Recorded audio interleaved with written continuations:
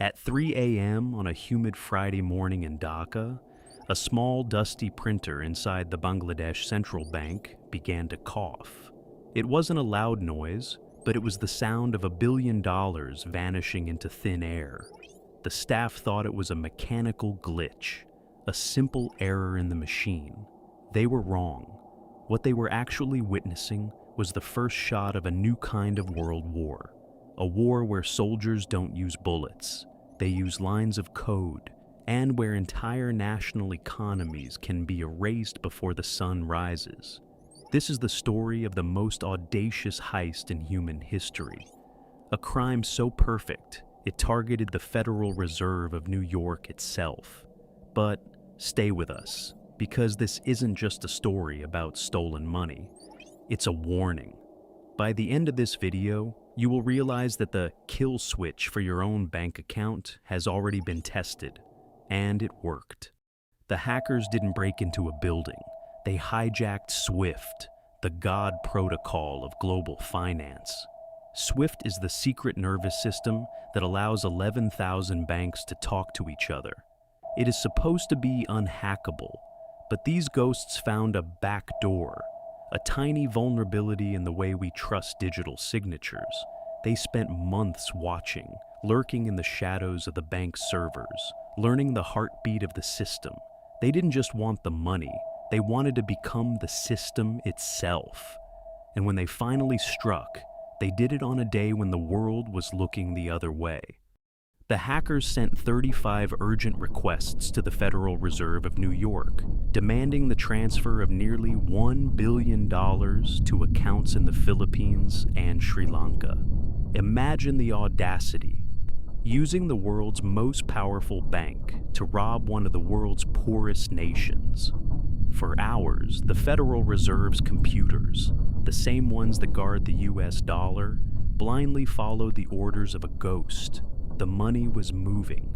Millions of dollars were leaping across oceans at the speed of light. The heist was working perfectly, until a single, tiny spelling mistake changed the course of history. A typo, one single misspelled word in a transfer request for $20 million caused a bank in Germany to pause. If it wasn't for that one letter, the hackers would have walked away with the full billion. But even with the alarm bells ringing, $81 million had already disappeared into the neon-lit casinos of Manila, where money goes to die and be reborn. The question isn't how they did it. The question is, who were they? And why does their success mean that your digital identity is no longer yours? The hackers didn't head for the mountains. They headed for the bright lights of Manila. They funneled the stolen wealth into the Philippine casino industry, the ultimate black hole of global finance. Once the money is converted into gambling chips, played across the tables and cash back out, the digital trail is surgically erased. It becomes clean money, untraceable by the FBI, Interpol, or the Federal Reserve.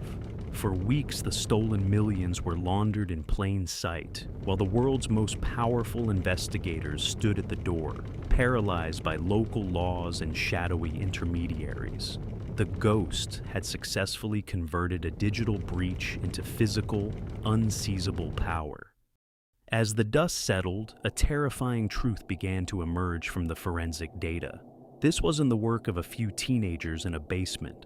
The complexity, the patience, and the precision pointed to something much larger, a sovereign state. Investigators linked the code to the Lazarus Group, a cyber army allegedly working for North Korea. Think about the implications.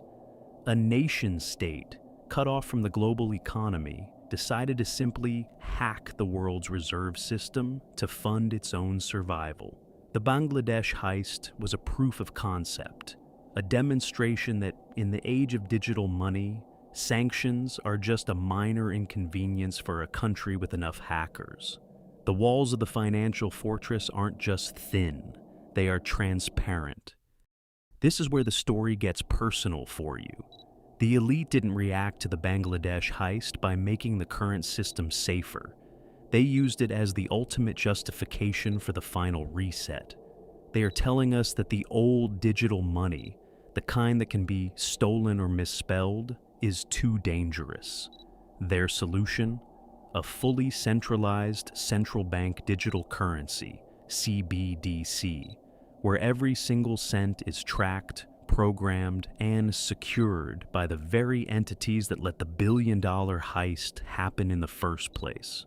They are using the threat of cyber terrorism to build the most sophisticated surveillance cage in history. The heist wasn't a failure of the system, it was the catalyst for its replacement. The printers in Dhaka have been replaced, but the ghost is still inside the wires. The billion-dollar heist proved that wealth is no longer a physical reality. It's just a consensus that can be edited by anyone with the right key. As we move closer to the 2026 kill switch moment, ask yourself, if a sovereign nation can lose its fortune in a single night because of a typo, what chance does your personal savings account have against the next glitch? The money is gone. The trail is cold. The printer is still warm. The heist never ended. The siphon is active. Don't hold your breath.